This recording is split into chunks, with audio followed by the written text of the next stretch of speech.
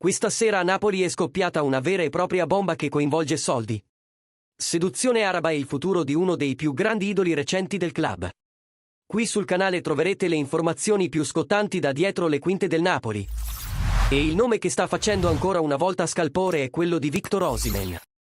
Lasciate quindi i vostri like, iscrivetevi al canale e attivate la campanella. Perché l'offerta che è arrivata alla stella nigeriana potrebbe cambiare tutto.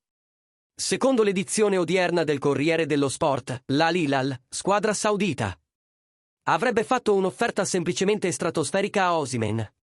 Tra i 30 e i 35 milioni di euro a stagione. Sì, avete capito bene.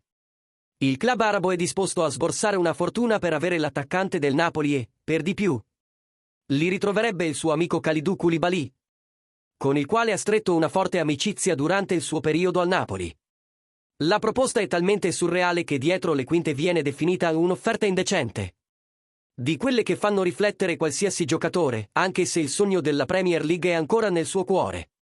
Osimhen, attualmente in prestito al Galatasaray, è ancora di proprietà del Napoli e ha una clausola rescissoria valida per i club italiani fissata a 75 milioni di euro.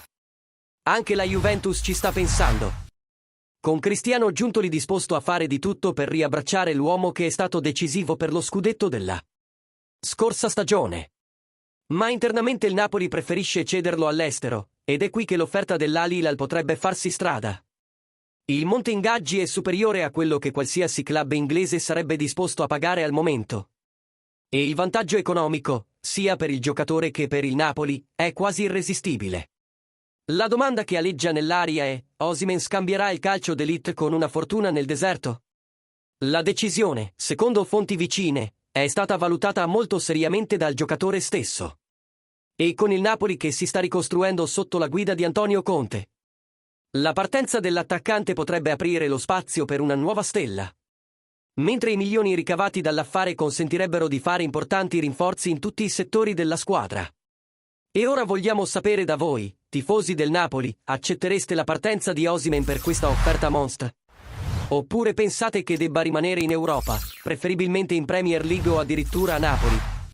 Commentate la vostra opinione qui sotto e partecipate a questo dibattito che sta appassionando tutti i tifosi. E naturalmente, se vi è piaciuto questo aggiornamento sul dietro le quinte, lasciate un super ringraziamento per supportare il canale e continuare a seguire tutte le notizie sul nostro glorioso Napoli.